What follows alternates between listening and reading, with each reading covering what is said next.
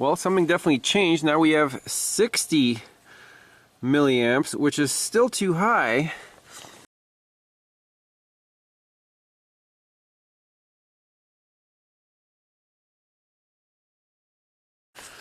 Hey everyone, welcome back to Pine Hollow Auto Diagnostics.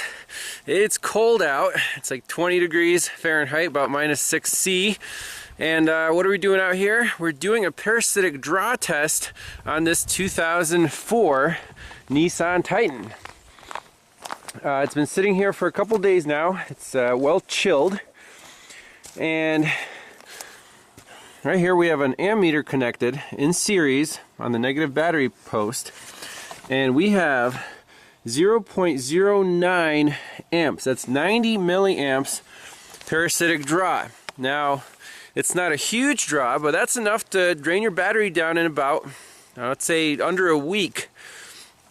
And that's what the customer complaint is. He doesn't use the truck all that much, but every time he gets in it and it's dead, he has to jump start it. So 90 milliamps. Where is that going? Quickest thing to do if you have an infrared camera is to take a snapshot of the battery terminals and the main fuse box. I did that with the FLIR here. This is a captured image, and I'm using a pen to basically point to the fuse that was showing up red on the screen. It's a little warmer than the background. It was like 30 degrees, and the background is 23 degrees. That little guy right there, which one is it? Well, that was one of these main fuses. You see this green assembly? It's 1, 2, 3. It was this one right here. If you look at our power distribution diagram, that would be, you see, here's a battery, you got the main fusible links, and we're worried about this 40 amp fusible link M. It goes to B, right to this ignition switch, and if the ignition switch is off, there should be absolutely no drain. So the owner said that he had a remote start installed in this truck.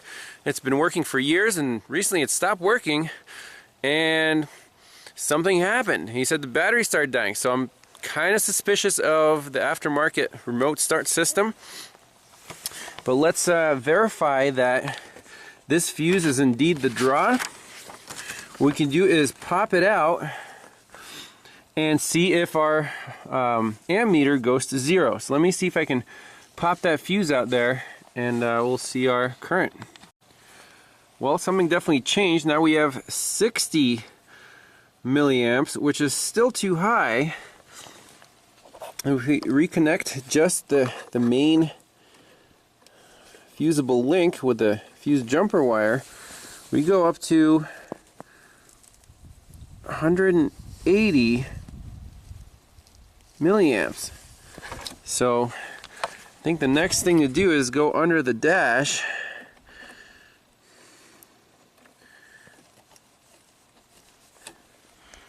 and see what's find that aftermarket remote start.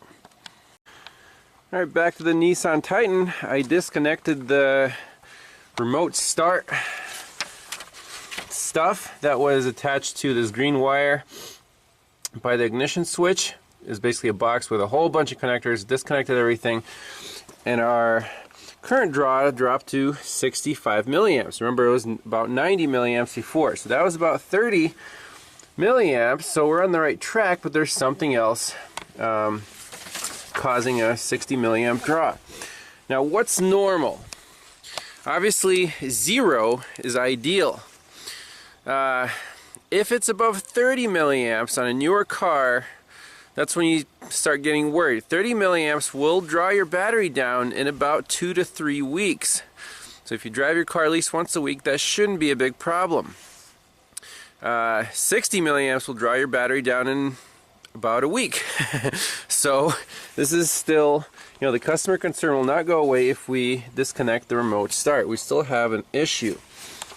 Now, what's the next battle plan here? Well, we have these fusible links right at the battery.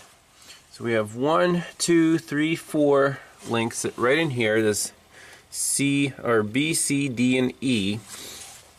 And there's one white one that goes to this wire right here. You see there's a white wire, there's a fusible link.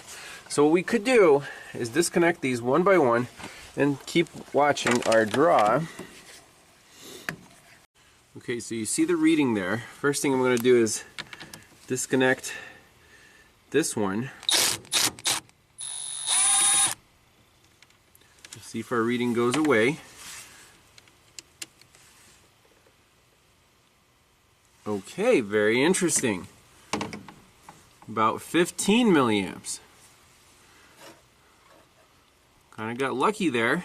So that would be normal. I would be happy with that. So where does this white fusible link go? It goes to right rear of engine compartment, fuse and fusible link box, anti-theft, air conditioning, ABS, seats, AC, transmission systems, and then electronic suspension, exterior lights. Okay, so let's reconnect this guy right here.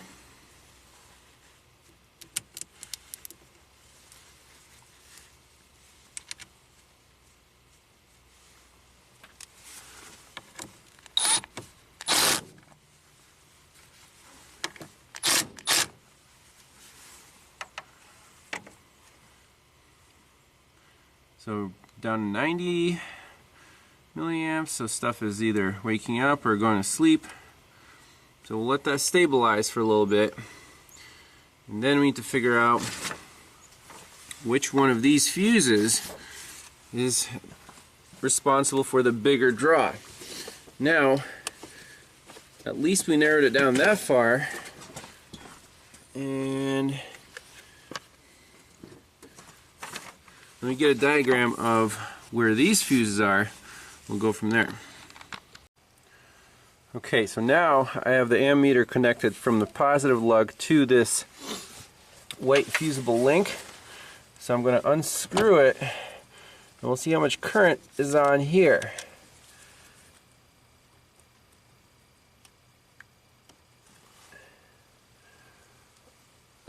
Okay, about 70. You see that? About 70 milliamps. So that's our parasitic draw. It's definitely on that white fusible link. So if we get rid of that, then all we have left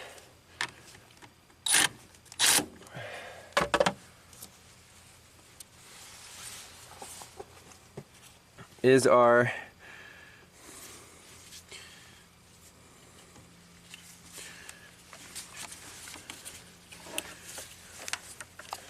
15 milliamp draw.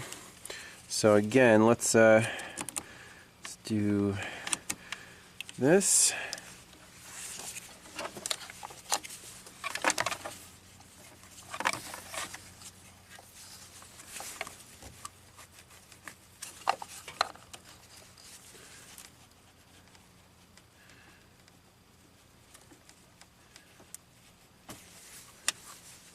There we have 81 milliamps. Now if we disconnect the positive lug here, this should drop to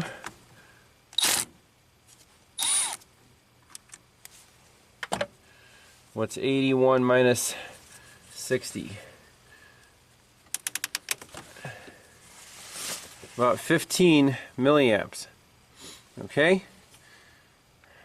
So at least we narrowed it down. It's definitely on this wire. Okay, so this fusible link F, we have about 65 milliamps going to somewhere, and this is always the fuse that has the most things on it. So basically the strategy here is, this is the OEM power distribution diagram. And you can see everything that's listed here is a possibility for a parasitic drain. So if you go to diagrams by name, you have all of these categories here, and basically what I did was I wrote all of them down and I went through and checked each one. Where does this power feed go?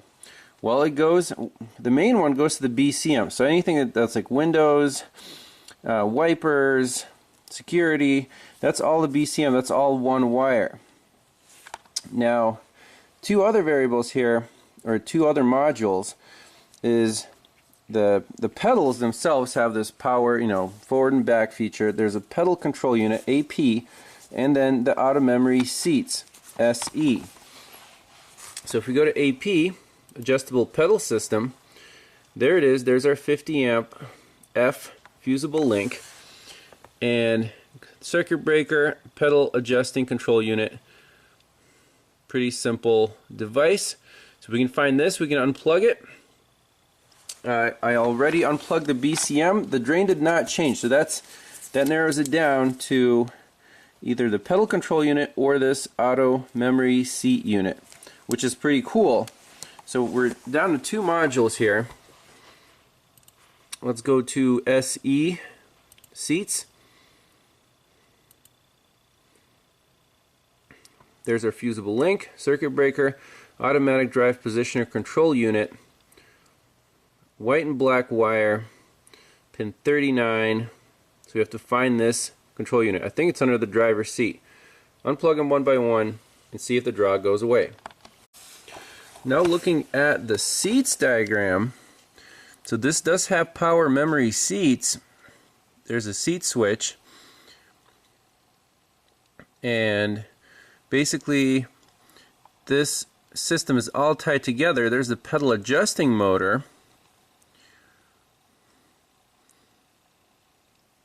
The mirrors are tied together, pedal adjusting switch, driver's seat control unit. You can see that's on the can.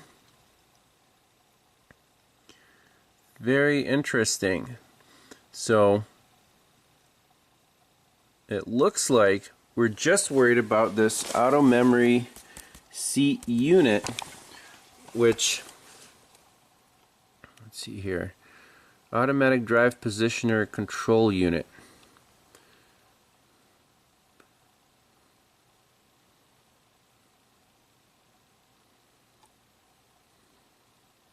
So if we go to locations, components, automatic drive positioner control unit, that's E behind the dash right here. That's pretty interesting. So that's where we have to go next. Alright, so we still have our 60 milliamp draw on fusible link F.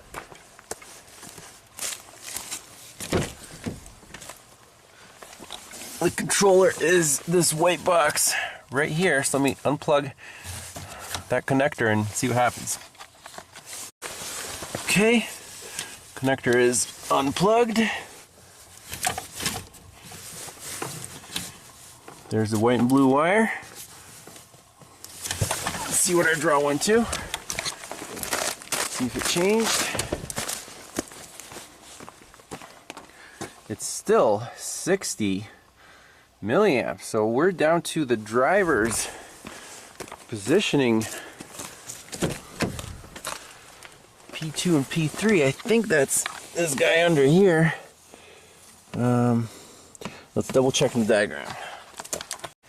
So we still have our 60 to 70 milliamp draw. We unplugged the BCM, unplugged the driver's seat, unplugged the memory module. What else is on this circuit? What about the passenger seat? Now there's no memory, it's just a simple power and ground, but there's the white and blue wire. So I'm just going to unplug it and see what happens. Let's see here. Okay, there it is, it's unplugged. Oh, no way. That's it. It was the passenger seat. Unbelievable. Now, is there a module here? Yeah, there might be. I think this thing is supposed to be pretty simple. But let's plug everything else back in and make sure we don't have a parasitic draw. Alright, so with the passenger seat disconnected, we have 20 milliamps. That is normal. So we definitely narrowed down our problem. So now let's connect the meter in series with that passenger seat and see what's wrong. Alright, here's the wiring diagram for this passenger seat. pretty simple here. No modules. It's just the power going to the switches right here, and then a ground. So I have the ammeter connected, and it's connected in series, and the power wire and the ground wire is just, you know, connected right back to where it's supposed to be. So basically splicing into that connector through the ammeter. So now I want to gently wiggle the buttons and see if our reading changes on the meter. So let's try that. I'm suspecting the switch is either messed up or broken. So this is going to be the recline.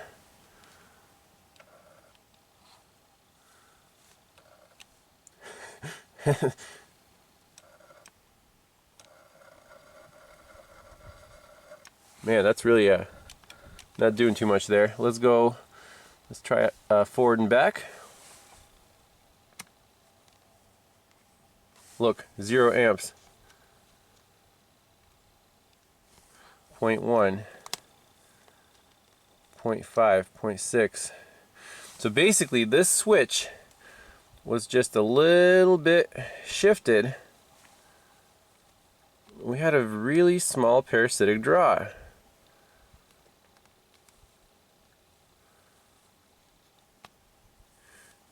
So this thing's busted. We can basically leave the seat unplugged because it's not operational, or if the owner wants, we can you know, get the switch out of here and test all the motors, but leave it up to them. But basically, to get rid of this parasitic draw, we can just leave this switch unplugged. There it is. There's the 60 milliamps. So the switch was slightly back. If we move it a little further back, that's all the way back right now. 0.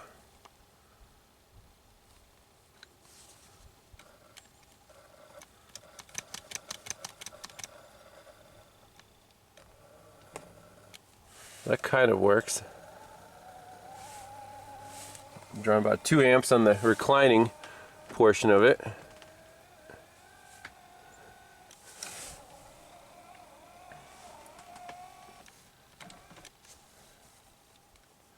But the forward and back is completely not functional. Let's see up and down.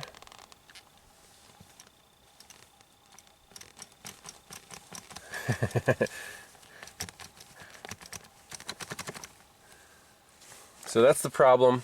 We've got a bad switch and or bad motors. Explaining our parasitic draw. Beautiful.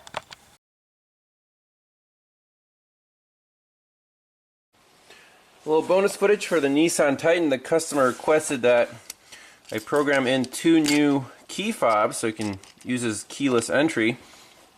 So this is the key fob, the aftermarket one for the remote start and the power lock. So let's use the Maxi TPMS TS508 to check if these transponders actually send a signal. And to do that, you go to Toolkit, RKE and RF monitor, and press the key fob button. You see that key fob works. That key fob works. How about this one?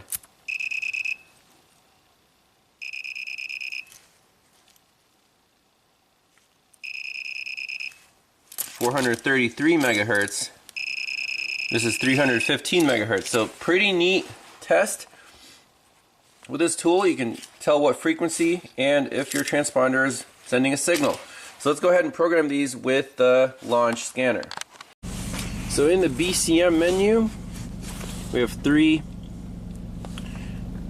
options here: remote control ID register, erase, or configure. Let's erase everything that's in the memory right now. There's 5 keys that can be programmed.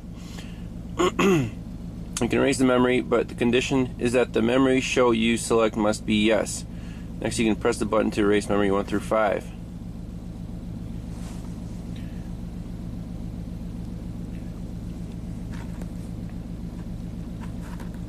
So all memory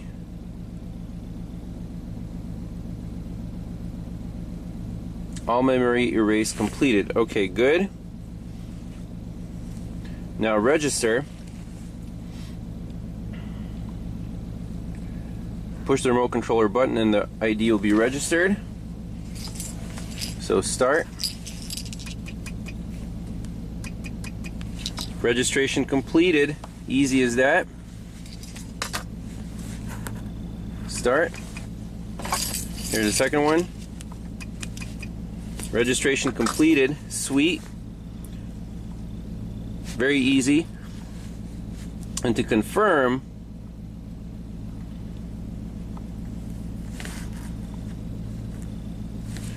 we can try. Here's lock. Here's unlock. So that one works, and the second one, lock. They both work. Awesome.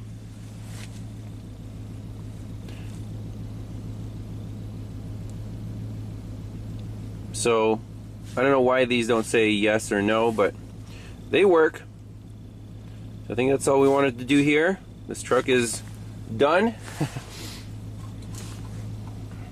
The owner doesn't want to reinstall this. You know what the problem is? Right there. It's okay. It works for a few years, and then you can just throw it away. So thanks a lot for watching. We'll see you next time. Bye-bye.